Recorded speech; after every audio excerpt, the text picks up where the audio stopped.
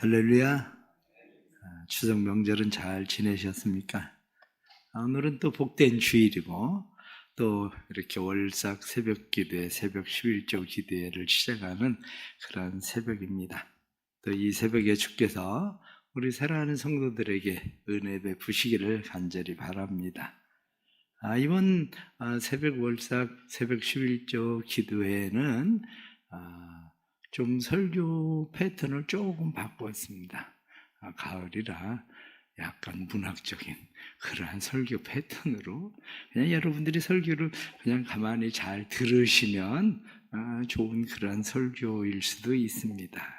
그래서 이번 설교에는 신앙의 계절이라는 그런 설교를 하려고 합니다. 봄, 여름, 가을, 겨울 이렇게 시작되지만 이번에 설교는 겨울부터 시작한 설교입니다. 겨울, 봄, 여름. 그래서 3일 동안 겨울과 봄과 여름에 대한 설교를 하고 또 기회를 잡아서 가을에 대한 설교를 하려고 합니다. 인생에는 계절이 있습니다. 크게 나누며 유년기, 청소년기, 장년기, 노년기. 자연에도 또 계절이 있습니다. 봄, 여름, 가을, 겨울. 그러나 인생의 계절 속에 누군가에게는 봄, 여름, 가을, 겨울을 만납니다. 어떤 사람은 유년기의 겨울을 만나고 어떤 사람은 청소년기의 겨울을 만날 수도 있습니다. 또 누군가에게는 장년기, 노년에 가서 겨울을 만나는 사람도 있습니다. 그런데 노년에 가서 정말 가을을 만나는 사람도 있습니다. 특별히 사계절이 찾아오는 때가 모두에게 각각 다르다는 거죠. 사계절이 한 번 찾아오고 끝나는 것이 아니라 우리의 평생에 사는 것만큼 봄, 여름, 가을, 겨울이 계속되는 것처럼 우리의 인생에도 각 사람마다 만나는 계절이 각각 다릅니다. 누군가에게는 봄이 길고 누군가에게는 겨울이 길기만 한 그런 계절을 만납니다. 그 계절에 만나는 때 그것을 우리는 잘 알지 못하고 때로는 그 길이를 알지 못하고 그래서 사실은 인생이 살기가 어려운 겁니다. 내 인생의 봄, 여름, 가을, 겨울을 정확히 알 수만 있다면 인생이 그렇게 힘들지는 않을 텐데 어느 때는 겨울을 만나서도 겨울이라는 사실을 깨닫지 못하는 때도 있고 어느 때는 가을을 만났는데 추수할 때라는 것을 깜빡 잊어버리고 추수하지 못하는 때도 있습니다. 이런 인생의 생활 가운데에서 우리의 신앙에도 계절이 있다는 사실입니다. 우리의 신앙의 계절에서 어떤 사람은 봄, 여름, 가을, 겨울 그러나 이 신앙의 계절들 속에서 나는 봄 아니면 여름, 가을, 겨울이라고 생각해도 가만히 살펴보면 내가 겨울이라고 생각했었던 그때가 하나님의 은혜의 겨울이었다는 사실도 깨닫게 됩니다. 혹독한 겨울이라고 생각했는데 그 혹독한 겨울 속에 하나님의 은혜가 있었던 은혜의 겨울이었다는 사실을 깨닫게 되는 것. 이것이야말로 우리의 신앙생활의 은혜가 아닐 수 없습니다. 중요한 것은 그것을 우리가 볼 수 있는 눈이 있으면 봄, 여름, 가을, 겨울과 이 계절을 볼 수 있지만 우리의 눈이 열리지 않으면 우리의 인생의 봄, 여름, 가을, 겨울을 볼 수 없죠. 그렇게 되면 겨울을 만났을 때에 그 겨울을 극복해야 되는데 그 겨울을 극복하기가 생각처럼 쉽지 않다는 사실입니다. 인터넷의 글 가운데 하나 그런 글이 있습니다. 주일 저녁 자리에 누워 뒤척인다. 짓누르는 답답함에 가슴은 무겁고 생각은 멍하니 딴 세상에 가 있다. 주 안에서 행복한 믿음 생활을 하는 것이 이토록 힘든 일일까?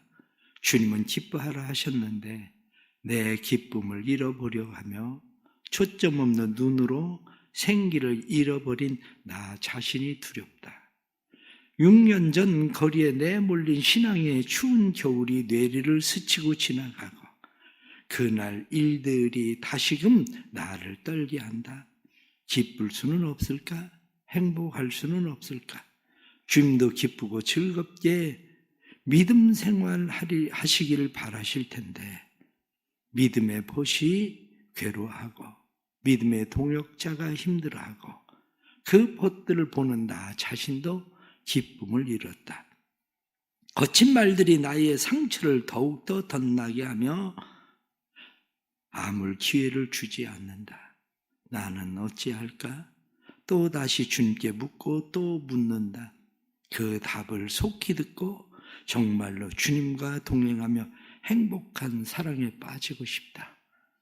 아마 이런 글을 들으며 어떤 사람은 내 이야기 같다 하는 사람도 있을 것이지만 어떤 사람은 나하고도 아무 상관없는 남의 이야기 같은 상황일 수도 있습니다.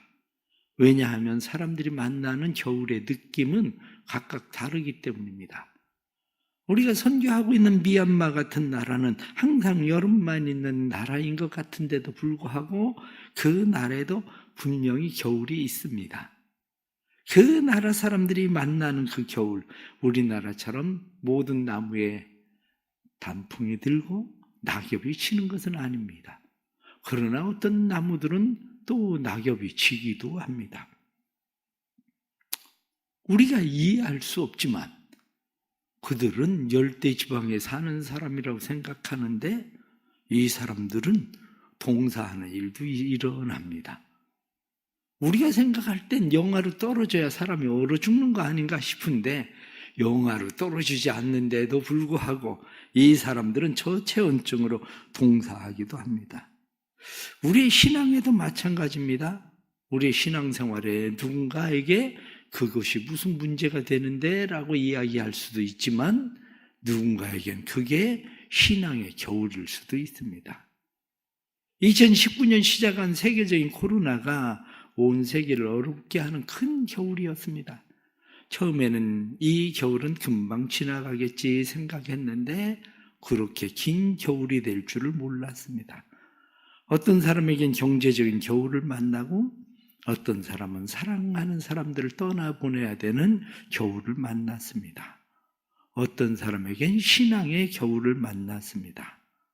처음에 코로나를 만난 사람들은 사스나 메르스처럼 겨울이 오는 줄도 몰랐습니다. 그런데 겨울이 오는 줄도 모르는 사이에 세계 6,200만 명의 이상의 사람들이 목숨을 잃었습니다. 혹독한 찬바람을 만난 사람들, 나뭇잎이 떨어지듯이 우수수 경제는 떨어지고 말았습니다. 우리 주위의 신앙의 겨울을 만난 사람들, 특별히 코로나로 인해서 신앙의 겨울을 만난 사람들도 많이 있습니다. 신앙의 겨울이라고 하는 것은 삶에 만나는 일들이 우리의 삶의 고난들이 겨울을 만나게 하는 그러한 일들이기도 합니다. 누군가에게는 추석 전날 어린 아들을 데리고 응급실에 갔습니다. 그런데 그만 의료사고로 사랑하는 아들을 잃고 말았습니다. 그래서 추석만 되면 그들은 다시 가슴 시린 세찬 겨울의 바람이 그들에게 불어옵니다. 세찬 바람으로 추운 밖에 나가고 싶지 않은 것처럼 추석이 되면 그 가족들은 누구도 만나기 싫은 그런 바람을 견뎌야 하고 몇 년 동안을 그렇게 지내기도 했습니다. 겨울을 만난 사람들은 생명력이 다한 것처럼 느껴지는 시간입니다. 삶은 다시 회복될 수 있을까? 시린 가슴은 다시 따뜻해질 수 있을까? 다시 신앙의 싹은 틀 수 있을까? 그래서 마음은 추위에 덜덜 떨고 그 추위를 달래기 위해서 어떤 사람들은 술을 마시고 겨울을 지내기를 원하기도 합니다. 어떤 사람은 차라리 겨울에 얼어 죽기라도 하면 좋겠다는 생각이 있지만 죽을 수도 없는 것은 내 주변에 여전히 남아있는 사람들이 있기에 죽을 수도 없습니다. 어떤 사람은 사랑하는 사람들, 남편이나 아내나 자녀가 우울증이라는 깊은 동굴 속으로 들어간 겨울을 만난 것을 봅니다. 밖으로 끌어내려고 해도 좀처럼 나오려고 하지 않습니다. 깊은 우울증의 동면에 빠져 헤어나지 못하는 가족을 바라보면 마음이 무너지는데 어떻게 해야 될지도 모르고 있습니다. 그들의 웅크러든 마음은 땅속으로 기어 들어가기만 하는 동면의 상태에 빠지고 말았습니다. 신앙으로 극복해야지 하는 마음도 있지만 신앙도 겨울을 만나서 멈추고 말았습니다. 신앙은 잠시 정지했습니다. 얼어붙은 땅, 빙판길 위에 홀로 서 있는 찬바람을 맞고 서 있는 외로운 나무처럼 홀로 서 있는 내 모습이 한없이 불쌍하고 쓸쓸해 보이기만 합니다. 이제 모든 것이 얼어붙었는데 싹을 틔우는 것은 고사하고 이 겨울을 견딜 수만 있으면 좋겠다는 생각, 마음뿐입니다. 엘리야도 신앙의 긴 겨울을 만났습니다. 엘리야가 만난 신앙의 긴 겨울, 나만 만난 겨울인 줄 알았는데 가만히 살펴보니 이스라엘의 모든 사람들이 만난 기근의 겨울이었습니다. 내 주변 사람, 내 모든 사람들이 함께 만나고 있는 기근이었습니다. 내 주변에 만난 기근을 나는 나 홀로 겪는 기근인 것처럼 착각하기도 합니다. 특별히 그들의 만난 기근의 겨울은 신앙의 기근이라고 하는 사실을 깨닫게 하기 위해서 하나님께서 주신 일인데 그들은 육신의 기근의 겨울은 생각하지만 신앙의 겨울에 대해서는 냉담하기만 합니다. 신앙의 겨울을 보지 못하고 있는 겁니다. 엘리야의 눈에는 기근이라는 겨울보다도 더 중요한 것은 신앙의 겨울, 다시 은혜의 계절이, 봄의 계절이 찾아오기를 원하는데 이스라엘 백성들은 전혀 반응하지도 않고 꿈쩍하지도 않습니다. 어쩌면 코로나의 기근을 보고 겨울을 보고 있으면서도 신앙의 기근의 겨울을 보지 못하는 우리의 모습과 같을 수도 있습니다. 그러나 그런 기근의 상황에서 하나님은 엘리야를 사르밧의 과부의 집으로 보내셨습니다. 그런 사르밧의 과부의 집에 가서 긴 겨울을 지냈습니다. 사르밧의 과부도 이젠 한 움큼의 밀가루와 몇 방울의 기름으로 떡을 해 먹고 이 겨울엔 더 이상 날 수 없으니 죽으리라 생각했는데 엘리야를 만나면서 엘리야도 긴 겨울을 지낼 수 있었습니다. 사르밧의 과부도 긴 겨울을 지낼 수 있었습니다. 그들은 그 긴 겨울을 3년 6개월의 겨울을 어떻게 지냈을까? 성경에는 나오지 않지만 그들에게는 서로 의지가 생겼습니다. 그들은 떡만 만들어 먹고 살았을까? 그렇지 않다고 생각을 합니다. 여전히 엘리야는 하나님 언제입니까? 다시 하나님께서 우로를 내려라 하고 말씀하시는 때가 언제입니까? 하고 하나님과 교통하며 그 때를 엘리야는 기다리고 있습니다. 엘리야가 만난 하나님, 엘리야가 교제하는 그 하나님, 아무 곳에서도 이야기할 수 없는 엘리야는 아마 그 이야기를 종종 사르밧의 과부에게 이야기하며 지냈을 것입니다. 엘리야는 끊임없이 하나님이 일하시고 기다리시며 하나님의 때를 기다리고 있다는 것을 그는 알고 있습니다. 사르밧의 과부는 엘리야에게 묻습니다. 언제까지입니까? 하나님께서 우로를 내리도록 명령하시는 것이 언제까지입니까? 이때입니까? 이 정도면 하나님도 기다리실 만큼 기다리시지 않았습니까? 라고 사르밧의 과부는 엘리야에게 묻고 또 물었을 겁니다. 그러나 엘리야의 질문, 사르밧 과부의 질문에 엘리야는 그것은 나도 모르지, 그때가 언제인지 하고 대답할 뿐입니다. 때로는 지금 우리가 만난 겨울이 그럴 수도 있습니다. 지금은 아니지만 분명한 것은 하나님의 때가 온다는 것입니다. 하나님이 회복시키는 때를 기다려야 한다는 것입니다. 우리는 기다려야 합니다. 그때 그 시기는 알 수 없지만 왜 하나님께서 이렇게 하시는지 잘 모르는 이 시기에 분명한 것은 우리가 이해할 수 없어도 하나님의 때를 기다려야 한다는 것입니다. 인생의 혹독한 겨울을 만난 욥은 갑자기 왜 이런 겨울이 찾아왔는지 이해할 수가 없습니다. 언제까지 기다려야 하는지도 알 수도 없습니다. 그러나 그의 겨울은 혹독하고 그에게 가까이 있었던 친구들이 그의 겨울을 따뜻하게 하기 위하여 왔지만 그를 위로하기 위하여 온 그들은 오히려 욥의 가슴을 더 시리도록 찬바람을 불어대도록 했습니다. 그의 시린 가슴, 얼마나 매섭고 차가운 바람들에 의해 욥은 사망의 고통 속으로 끌려 들어가는 것 같았습니다. 그러나 그런 상황에서도 욥이 할 수 있는 것은 기다리는 것밖에는 할 수 있는 것이 아무것도 없습니다. 하지만 마침내 하나님의 봄바람이 불게 되는 일들을 만납니다. 우리는 지금 추운 겨울을 지나면서 우리가 할 수 있는 것은 기다리는 것입니다. 조금 더 기다리면 언젠가는 하나님께서 다시 봄바람이 불게 하시겠지라는 기다림입니다. 그러나 신앙의 겨울을 만난 사람들이 무작정 아무렇게나 기다려야만 되는 것은 아닙니다. 신앙의 겨울을 만난 사람들은 그 기다림을 어떻게 기다릴 것인가 하는 것이 중요한 것이죠. 그 중에 가장 첫 번째는 혼자 싸우지 마십시오. 엘리야도 3년 6개월의 겨울을 혼자 싸운 것이 아니라 사르밧의 과부와 함께 지내고 있었습니다. 엘리야는 7,000명의 수많은 사람들이 이 신앙의 겨울을 바알에게 무릎 꿇지 않고 싸워가고 있다는 사실을 잊어버리고 있었습니다. 오늘날 많은 사람들의 신앙의 착각이 나 혼자라는 생각입니다. 겨울을 만난 사람일수록 나 혼자다라는 그런 생각을 합니다. 때로는 욥의 친구들처럼 더욱 냉혹한 찬 바람을 일으키는 사람들도 있습니다. 그런데 오히려 그것은 나를 동면으로부터 끌어내기 위한 사람이기도 합니다. 추운 겨울을 만난 사람은 춥고 배고픔에 점점 잠이 듭니다. 그러나 잠이 들면 죽습니다.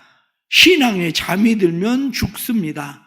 신앙에 잠이 들지 못하도록 나를 동면으로부터 깨어나게 하는, 끌어내는 사람들이 내 주변엔 있습니다. 엘리야는 추운 겨울을 만났습니다. 엘리야가 이 추운 겨울을 견딜 수 있게 하는 것도 오히려 자기를 찾아서 죽이려고 하는 아합과 그의 군대들입니다. 엘리야는 그들을 피해 은밀한 곳에 숨어 있지만 그는 여전히 눈을 뜨고 자기를 찾는 사람들로부터 자기를 지켜야만 했습니다. 욥의 친구들이 욥을 괴롭히는 일들이 잔인해 보이지만 욥으로 하여금 혹독한 겨울을 하게 하는 사람들인지도 모릅니다. 그들은 욥과 끊임없는 논쟁으로 잔인한 사람들, 남의 사정도 모르고 함부로 말하는 사람들이라고 생각하고 위로자가 아니라 고난을 더하는 위로자, 상처에 소금을 뿌리는 자들처럼 그들은 나타났지만 오히려 그들로 인해 욥은 하나님을 더 깊이 생각하고 자신을 더 깊이 성찰할 수밖에 없었습니다. 다윗은 어떻습니까? 다윗은 사울을 피해 혼자 도망 다니기도 버거운데 주변에 사람들이 몰려들기 시작했습니다. 너무 버거운 사람들입니다. 하지만 오히려 그들은 자기를 견디게 하는 사람들입니다. 사울이 자기를 죽이려고 군대를 몰고 사울이 다윗을 쫓아다닐 때에 다윗은 그 겨울을 벗어나 보려고 악착같이 뛰고 또 뛰었습니다. 그러면서 그는 깊이 하나님을 묵상하고 자신을 성찰할 수밖에 없었습니다. 그가 하나님을 묵상하고 하나님을 의지할 수밖에 없었던 것을 시편에는 그대로 기록하고 있습니다. 그러나 무엇보다 더 중요한 것은 그들은 역시 세상을 혼자 맞서 싸우지 않았다는 것입니다. 여호와는 나의 목자시니 고백하던 다윗의 고백처럼 목자이신 하나님이 자기를 떠나지 않고 사망의 음침한 골짜기에서도 자기와 함께 한다는 것을 믿었습니다. 때로는 하나님이 진짜 나의 목자이신가? 그렇다면 나를 왜 이런 사망의 음침한 골짜기 가운데 내버려 두셨을까 하는 생각도 일어납니다. 하나님이 나를 사랑한다면 나의 사랑하는 사람들을 사망의 음침한 골짜기에 왜 머물도록 하셨나 하는 생각도 들어갑니다. 왜 우리를 이곳에서 벗어나지 못하게 나를 방임하고 계시는가 하는 의구심도 들어갑니다. 그러나 왜 나를 사망의 골짜기에 긴 겨울에 두고 계시는가 하는 생각도 들지만 그럴 때마다 그가 더 믿을 수밖에 없는 것은 여전히 하나님은 나의 목자이십니다 하는 것입니다. 우리의 삶에도 역시 혼자가 아닙니다.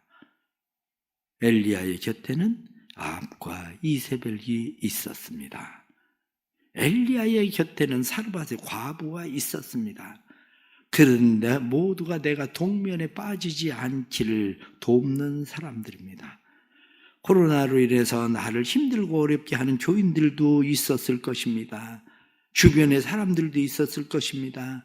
그러나 세상에 무엇이 내게 밀려온다 할지라도 여전히 나는 혼자가 아니며 하나님은 나를 떠나지 않고 나와 함께 계시는 목자라는 사실이 분명합니다.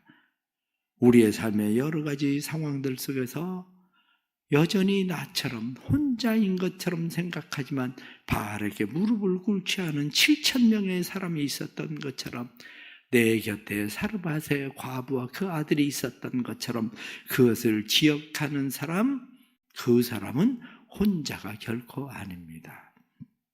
두 번째는 연약함을 고백하시기를 바랍니다. 인생의 겨울은 특히 나를 위축시키는 추운 찬바람의 겨울들은 무엇인가? 질병, 가난, 실직, 냉담, 거절, 결별, 이혼, 죄책감, 무력증, 우울증, 절망, 낙심, 왕따, 대인 기피, 늙어감, 치매 등등. 성실하게 무엇을 해도 위축된 마음이 겨울에서 벗어나기가 쉽지 않습니다. 그런데 사람들의 눈빛이 나를 더 웅크러들게 만듭니다. 수가성의 여인이 혼자 물을 들어올 수밖에 없었던 것은 사람들의 눈빛을 의식했기 때문입니다. 그러나 여전히 그 여인은 혼자가 아니었습니다. 예수님이 그에게 다가오셨습니다.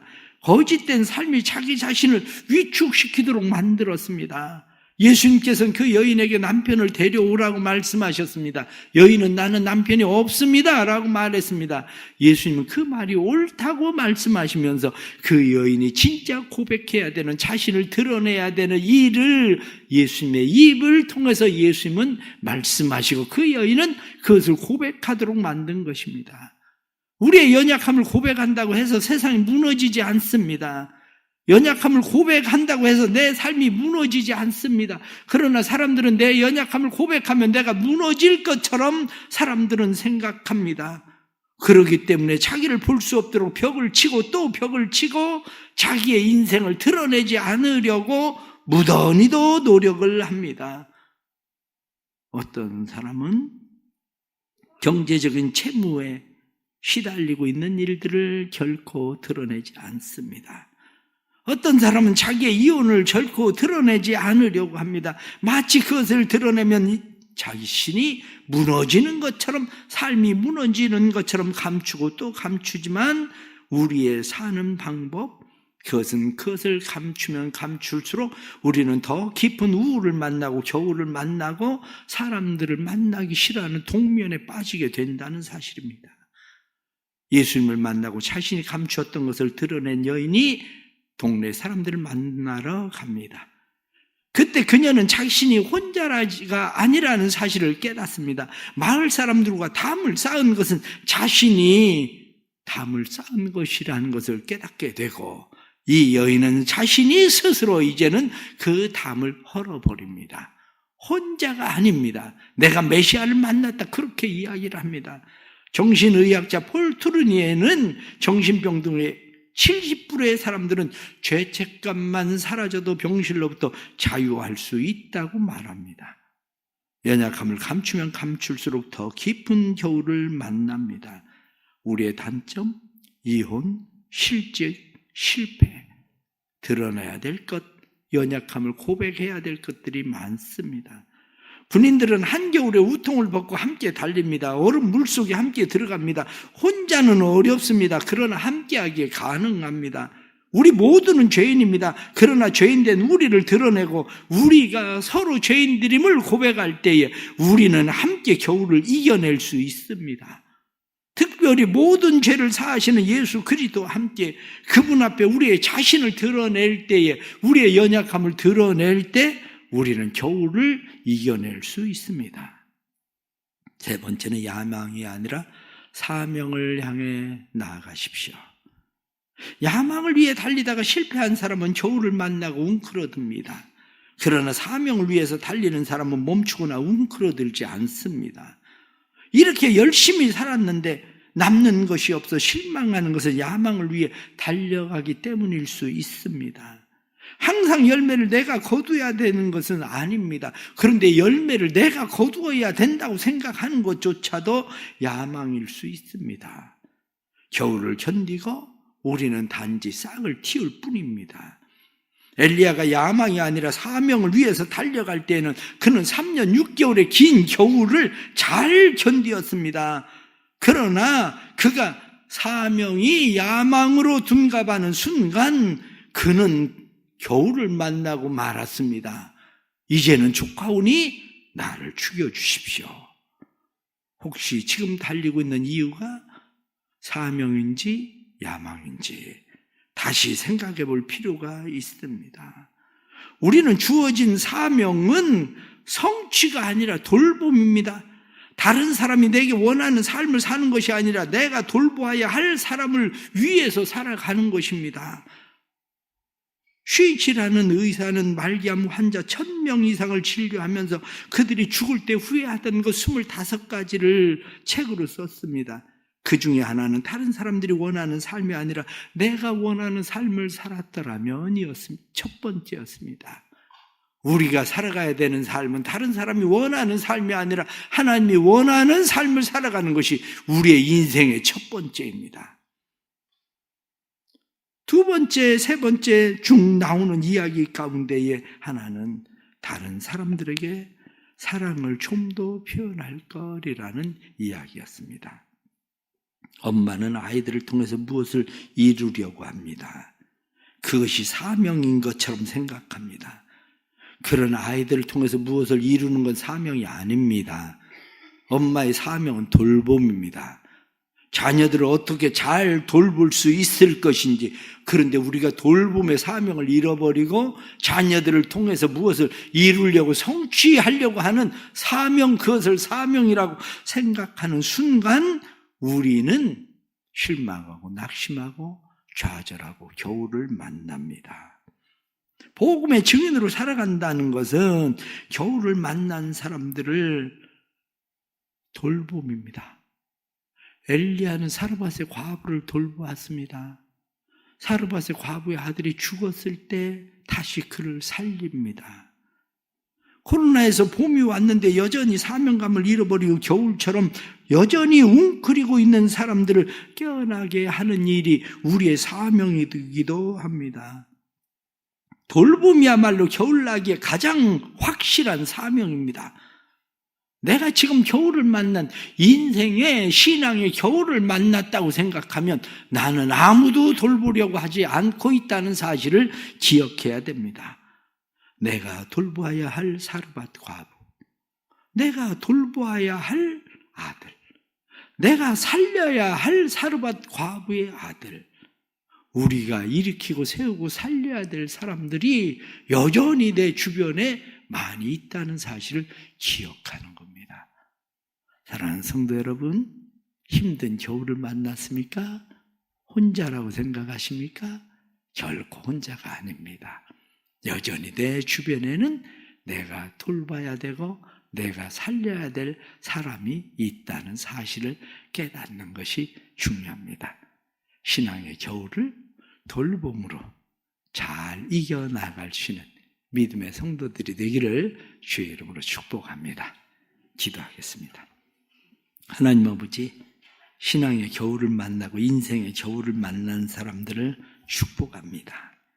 이들이 나 혼자라고 생각할 때 혼자가 아님을 깨닫게 해 주옵소서.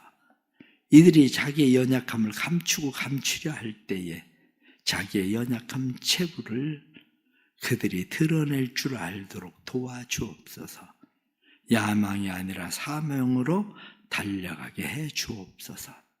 그래서 인생의 겨울을 만난 사람이 동면에 빠지고 점점 더 동굴 속으로 들어가는 것이 아니라 인생의 겨울을 만난 사람들이 다시 돌봄의 시작으로 나도 살고 다른 사람도 살고, 사르밧의 과부는 한 움큼의 떡을 먹고 죽으리라 생각했는데 그가 살게 되는 것은 엘리야와 함께하기 때문인 것처럼 우리의 인생에 내 곁에 함께하는 사람들이 나를 살게 하고 내가 돌보아야 될 사람들임을 깨닫게 해 주옵소서. 더욱이 한국교회가 만난 신앙의 겨울을 돌봄으로 이제는 극복하고 새로운 봄을 맞이할 수 있도록 은혜 베풀어 주옵소서. 10월 열매를 향하여 나아가는 달입니다. 열매를 향하여 나아가는 사람들마다 하나님의 주시는 은혜로 겨울도 은혜의 겨울이었습니다 고백하는 겨울이 되도록 도와주옵소서. 앙상한 나무 되어버린 신앙의 겨울을 만난 사람들 다시 살리시는 주의 은혜가 돌봄의 사람들을 통해서 일어나게 해 주옵소서. 하나님 앞에 귀한 헌금 드립니다. 10월을 맞이하며 월삭 헌금으로 하나님 앞에 드리고 10의 1조 헌금과 주일 헌금 1,000번째 예물 드립니다. 믿음의 예물들을 축복하시고 이들의 사랑의 손길에 하나님의 따뜻한 봄 바람이 불게 해 주옵소서. 예수 그리스도의 이름 받들어 기도드리옵나이다. 아멘.